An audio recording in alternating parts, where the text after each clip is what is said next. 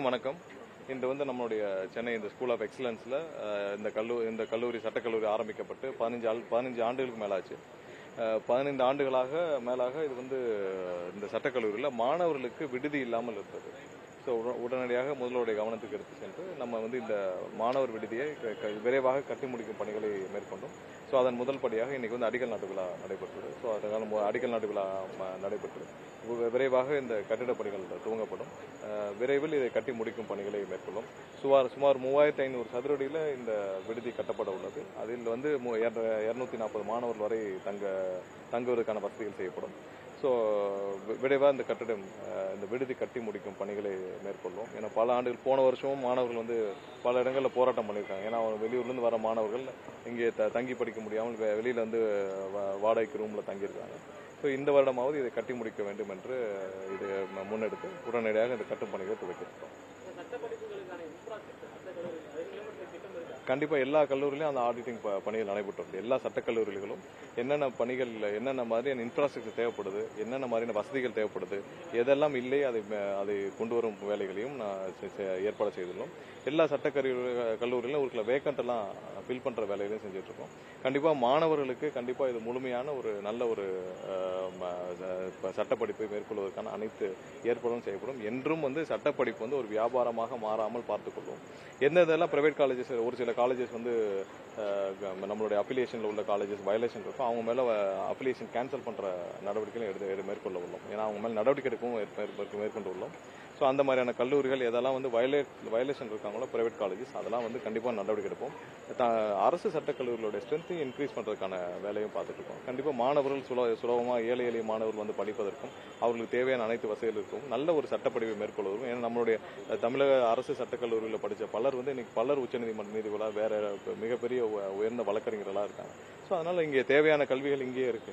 So இங்கே யாரும் வெளிநாட்டில் போய் படிக்க வேண்டியமோ இல்லை வேற மாநிலங்களில் போய் படிக்க வேண்டிய சூழ்நிலை இல்லை. ஸோ இதை மேம்படுத்தும் வேலையில் அவருக்கு நல்ல ஒரு இன்ஃப்ராஸ்ட்ரக்சரையும் நல்ல போதுமான ஒரு அடிப்படை கட்டமைப்பையும் மேற்கொள்வதற்கான வேலைகளை எல்லா இடத்துலையும் அந்த பணியை துவக்கிருக்கும் கண்டிப்பாக செய்து முடிப்போம்.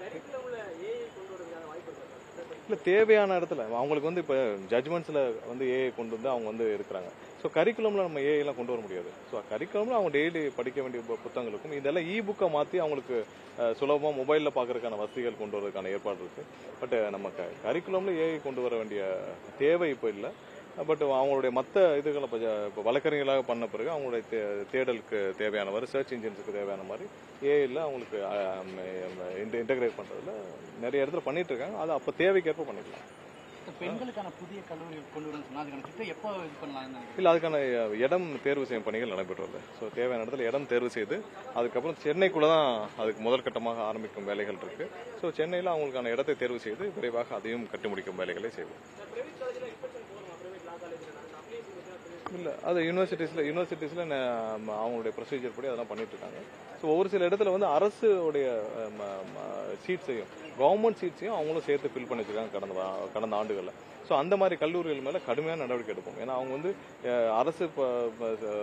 அரசுக்கு ஒதுக்கப்பட்ட சீட்ஸையும் அவங்களுடைய கோட்டால அவங்க தவறாக டொனேஷன் வாங்கிட்டு ஃபில் பண்றது, மாணவர்களை ஏமாற்றுறது, இந்த மாதிரி வேலைகளை செய்தால் கண்டிப்பாக அவர்கள் மீது கடுமையான நடவடிக்கை எடுக்கும். அது மாதிரி ஒரு சில காலேஜஸ் ஐடென்டிஃபை பண்ணிவிட்டு அவங்க மேல ஆட்களையும் நோட்டீஸ் அனுப்பப்பட்டிருக்கு. கடுமையான நடவடிக்கை மேற்கொள்ளும். நான் சொல்றோம், அது முடிஞ்ச பிறகு நடவடிக்கை எடுத்த பிறகு கண்டிப்பா திரும்பும். ஏன்னா எந்த விதத்திலும் இந்த வருஷம் மாணவர்கள் பாதிக்கப்படக்கூடாது. அவர்களை நம்பி ஏமாந்து பாதிக்கப்படக்கூடாது. அதனால கண்டிப்பாக நடவடிக்கை எடுக்கப்படும். இன்று முன்னாள் அமைச்சர்கள் தாவேக்கால இணையறாங்க. நீங்க சொல்லியிருந்தீங்க ஊழல் குற்றச்சாட்டு இருக்கிறவங்க மேல நடவடிக்கை எடுக்கப்படும். அதுல எந்த காம்ப்ரமைஸும் இருக்கு. ஆனா ஒரு கருத்து நிலவி வருது சார். இல்ல யார் மேல என்னென்ன வழக்குகள் இருக்கோ அந்த வழக்குகள் அதை என்னென்ன மாதிரியான சட்டப்பூர்வ நடவடிக்கை தொடர்ந்து இருக்கோ அது தொடர்ந்து தான் இருக்கும். அதுல எந்த மாற்று கருத்தும் இருக்காது. ஸோ அதுல எந்த மாற்று கருத்தும் மக்கள் என்னென்ன பாருங்க, நாங்க சொல்லியாச்சு. நிறைய பேர் ஒவ்வொரு மாவட்டத்திலும் ஆயிரக்கணக்கானோர் சேர்ந்துட்டு இருக்காங்க. ஆயிரக்கணக்கான மக்கள் சேர்ந்துட்டு இருக்காங்க. நிறைய கட்சியினர், மாற்று கட்சியினர், எல்லா கட்சியிலும் சேர்ந்துட்டு இருக்காங்க. ஸோ அவர்கள் சேர்வதில் எந்த தயக்கமும் இல்லை. ஏன்னா இன்னைக்கு அதிமுக, திமுக அதுல அரசியல் எதிர்காலமே கிடையாது. அவங்க அரசியல் யாரை நம்பி பயணிக்கணும்னே தெரியல. அந்த சூழ்நிலையில் கண்டிப்பாக கட்சியை நோக்கி சேர்றாரு. பட் அதனால எந்த விதத்திலையும் எங்களுடைய முதல்வரின் அந்த ஸ்டாண்ட்ல இருந்து எந்த விதத்திலையும் ஒரு கரப்ஷனுக்காக யார் இருந்தாலும் அதுல காம்ப்ரமைஸ் இருக்காது. கட்சியில் யார் யார் வேண்டுமானாலும் சேரலாம். ஆனால் கண்டிப்பாக எங்களுடைய ஸ்டாண்ட்ல முதல்வர் இதுவரைக்கும் முன்னெடுத்த அனைத்து பாலிசிஸ்லயும் எந்தவித காம்ப்ரமைஸும் இருக்காது. முதலமைச்சர் மேல குறை பெற குற்றச்சாட்டை திமுக தரப்புல இருந்து ஆளுநர் கிட்ட கொடுத்திருக்காங்க. அதே வேளையில ஆளுநரும் இன்னைக்கு டெல்லி அமித்ஷா சந்திக்க போயிருக்காரு. இல்ல அவங்க யாரை வேணாலும் சந்திச்சுட்டோம், அதுல ஒன்றும் பிரச்சனை இல்லை. என்ன ப்ராப்ளம்னா, நாங்கள் நேற்று தெளிவாக ஒரு கைது செய்யப்பட்டிருக்காங்க, ஒரு சில பேர் கைது செய்யப்பட்டிருக்காங்க. அதன் தொடர்ச்சியாக பல விசாரணை நடந்துட்டு இருக்கு. இவர்கள் எல்லாம் சேர்ந்து வந்து இன்னைக்கு 35 கோடி 40 கோடி 50 கோடின்னு ஒவ்வொரு எம்எல்ஏட்டும் பேரம் பேசிட்டு இருக்காங்க. அதுக்கான ஆதாரத்துடன் காவல்துறை கைது செய்துள்ளது. ஸோ இது ஒவ்வொரு நாள் நடந்துட்டே வருது. ஸோ அதெல்லாம் வந்து தினந்தோறும் எல்லாரும் நம்ம இதுல பார்த்துட்டே இருக்கோம். ஸோ அவங்க எங்க வேணாலும் வந்து ஆளுநர்கிட்ட புகார் அனுப்பிச்ச மாதிரி பாருங்க, அவங்க வேற வழி இல்லாமல் இன்னைக்கு ஆளுநரிடம் போய் கதறிட்டு இருக்காங்க. சரி, அவர்கள் 5 வருஷம் அவர்கள் என்ன லட்சணத்தில் ஆட்சி நடத்தினாங்க தமிழக மக்கள் பார்த்து அதற்கான விளைவு தான் இந்த தேர்தலில் அவங்க அளித்த வாக்குகள். அதற்கு நீங்க போயிட்டு ஆளுநர்கிட்ட போய் கதறியோ இல்லை அங்க போய் அழுதோ ஒன்றும் பிரயோஜனம் இல்லை. நீங்க மக்கள்கிட்ட நல்லபடியா நடந்து கொண்டா இந்த பிரச்சனை வரப்போகுது. ஸ்டாலின் வந்து சொல்றாரு, நாங்க 30 நாள் தான் இந்த கவர்மெண்ட் இருக்கணும். 30 நாள்ல ஸ்டாலின் மிகப்பெரிய தலைவர் ஆயிட்டாரா? தேர்தல் முடிஞ்சு 40 நாள் ஆச்சுல. இந்த 40 நாள்ல மிகப்பெரிய தலைவர் இல்ல மிகப்பெரிய ஆளுமை ஆயிட்டாரா? நீங்க 5 வருஷமே ஒன்னும் செய்யலன்னு மக்கள் இந்த ஓட்டு போட்டாங்க. அப்புறம் 30 நாள் இந்த அரசு தாங்காதுன்னு ஒரு கல்யாண வீட்டுல பேசுறாருன்னா 30 நாள்ல ஸ்டாலின் மாபெரும் தலைவர் ஆயிட்டாரா? அப்படிலாம் இல்ல. 30 நாள் என்ன சாதிச்சாரு? 5 வருஷமா நீங்க முதல்வர் வந்து ஒன்னும் சாதிக்கல. இந்த 30 வருஷமா என்ன மாபெரும் தலைவராகி நீங்க வந்து மக்களுடைய நன்மதிப்பு பெற்றீங்க? ஒண்ணும் இல்ல. அப்ப நீங்க ஒவ்வொரு இடத்துலயும் 40 கோடி 50 கோடி குடிச்சு வாங்குறதுக்கு தயாராயிட்டீங்க. அதனால 30 நாள் இந்த ஆட்சியை அகற்றிடுவோம்னு சொல்ற அளவுக்கு தைரியம் இருக்குன்னா பணம் தானே. இந்த பணத்தை வச்சு தானே 40 கோடி 50 கோடி வச்சா நீங்க யார் வேணாலும் வாங்கிடலாமா? நீங்க அதன் விளைவு தான் நீங்க பாத்துட்டு இருக்கீங்க. நீங்க இந்த பணத்தை மட்டும் வச்சுக்கிட்டு ஒவ்வொரு ஓட்டுக்கும் 1000 ரூபாய் கொடுப்போம், 2000 ரூபாய் கொடுப்போம், ஒவ்வொரு இடத்துலயும் நாங்க கொடுத்து பர்ச்சேஸ் பண்ணுவோம், 40 கோடி 50 கொடுத்து எம்எல்ஏ வாங்குவோம். எந்த தைரியத்தில் அவர் சொன்னால் 30 நாள் தான் இந்த ஆட்சி இருக்கும்னு சொல்லிட்டு 120 எம்எல்ஏக்களுடன் வலுவாக கூட்டணி ஆதரவோடு நாங்க இருக்கிறோம். எந்த தைரியத்தில் 30 நாள் ஆட்சி இருக்காதுன்னு சொன்னாரு ஸ்டாலின்? அப்ப வந்து 30 நாள் அவர் ஒண்ணும் பண்ணல, மாபெரும் தலைவர்லாம் ஆகல இல்ல மிகப்பெரிய அளவுல ஒரு மக்கள்கிட்ட நன்மதிப்பை பெற்று அப்படியே பயங்கரமா ஆட்டாரு. அதெல்லாம் ஒண்ணும் இல்ல. இந்த வெறும் பணத்தை வைத்துக்கொண்டு ஒரு சில செந்தில் பாலாஜி மாதிரி ஆட்களும் இல்ல ஒரு சில தொழிலதிபர்களை வைத்துக்கொண்டு இவர் வந்து இந்த வேலையை செய்து கொண்டிருக்காரு. கண்டிப்பாக மக்கள் தீர்ப்பு இன்னும் கடுமையாக இருக்கு. இவர்கள் செய்யற வேலையை மக்கள் பார்த்துட்டு இருக்காங்க. ஒவ்வொரு நாளும் இந்த அரசுக்கு எல்லா வழியிலும் இவர்கள் தொந்தரவு கொடுத்துட்டு இருக்காங்க. அதை எல்லாம் மீறி மக்களுக்கான நல்ல பணிகள் தொடர்ந்து செய்வோம். என்ன வேணாலும் செஞ்சுக்கிட்டோம். மக்கள் எங்களோடு இருக்காங்க. நாங்கள் எதற்கும் பயப்படவில்லை, யாருக்கும் தயங்கவில்லை. மக்களை தவிர வேற யாருக்கும் பயப்படாது இந்த அரசு. எடப்பாடி பழனிசாமி அதிமுக தலைமையில் மகளிர் அணி ஆலோசனை கூட்டம் நடந்தது. அங்க பேசும்போது என்ன சொல்லியிருக்காங்க, ஒரு நடிகர் வந்து எப்படி முதலமைச்சர் தகுதி ஆகிறது, அவருக்கு என்ன தகுதி இருக்கு? இல்ல, அதை வந்து அதிமுக இருக்கிற கட்சி பேசக்கூடாது. ஏன்னா இன்னைக்கு புரட்சித் தலைவராக இருக்கட்டும், இன்னைக்கு வந்து புரட்சித் தலைவராக இருக்கும், அவரை பார்த்து திமுக பேசிய வார்த்தைகள் இருக்கு.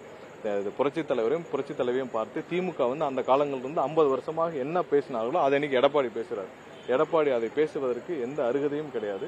எடப்பாடி அதிமுக இவங்க 2 பேரும் அந்த கட்சிகளுக்கு நல்லது செய்ய வேண்டும் என்றால் முதல்ல திரு ஸ்டாலின் அவருடைய கட்சியிலிருந்து விலகினாலே அந்த கட்சிக்கு ஓரளவு ஒரு ரிலாக்ஸேஷன் கிடைக்கும். எடப்பாடி அந்த கட்சியிலிருந்து விலகினாலே இந்த கட்சியை ஓரளவாவது காப்பாற்ற முடியும். அவங்க அந்த கட்சிக்கு கடைசி ஏதாவது நல்லது செய்யணும்னு நினைச்சாங்கன்னா, அந்த கட்சியை காப்பாற்ற நினைச்சாங்கன்னா திரு ஸ்டாலின் அவர்கள் குடும்பமும் அங்கிருந்து விலக வேண்டும். திரு எடப்பாடியும் அவர்கள் குடும்பம் விலகினாலே அந்த கட்சிக்கு ஏதாவது நல்லது செய்ய முடியும். இன்னைக்கு இது திமுக என்ன பேசினார்களோ, திமுக என்ன எழுதி கொடுத்தார்களோ அதை எடப்பாடி பேசிட்டு இருக்காரு. இந்த வார்த்தையை எடப்பாடி பேசலாமா? அதுவும் அந்த கட்டிடத்தில் உட்கார்ந்து அவர் உட்கார்ந்துருக்க புரட்சித் தலைவர் எம்ஜிஆருடைய கட்டிடம், அவர் சொந்த காசில் வாங்கிய கட்டிடம், நம்ம அம்மா ஜானகியம்மாள் பேர் இருக்கிற கட்டிடம், அந்த கட்டிடத்தில் உட்கார்ந்து கொண்டு இந்த வார்த்தையை பேசுவதற்கு திரு எடப்பாடிக்கு எந்த அருகதையும் கிடையாது. யார மிரட்டுறது? கண்டிப்பா அதனால சொல்றேன். இவங்க வந்து இன்னைக்கு திமுக சார்ந்தவர்களும் மிரட்டுறதுனாலதான் இந்த புகார் ஆயிருக்கு. இல்ல திமுகவும் திமுக சார்ந்த நபர்களும் இன்னைக்கு மிரட்டுறதுனாலதான் இந்த புகார் ஆயிருக்கு. அவர்கள் சார்ந்த நபர்கள் இப்ப மிரட்டப்பட்டு இன்னும் கடுமையாக ஒவ்வொரு இடத்துலயும் ஒவ்வொரு எம்எல்ஏக்களையும் அவர்கள் தனிப்பட்ட முறையில் கூப்பிட்டு மிரட்டி பல பேரை வச்சு சந்திச்சிருக்காங்க. சோ எங்கெங்கெல்லாம் ஆதாரம் இருக்கோ, யாரெல்லாம் ஆதாரம் இருக்கோ அவங்க ஆதாரப்பூர்வமாக புகார் அளிச்சுட்டு வராங்க. பாப்போம் இன்னும் எத்தனை முன்னாள் திமுக அமைச்சர்கள் ஸ்டாலின் தூண்டுதல் பேர்ல இல்ல உதயநிதி தூண்டுதல் பேர்ல இந்த மாதிரியான வேலைகளை செய்யறாங்க. அவங்க எல்லாம் சிக்கி சட்டப்பூர்வமான தண்டனை எதிர்கொள்வாங்க. இல்ல பட்ஜெட் அந்த எல்லாம் முடிவான பிறகு அறிவிப்போம்.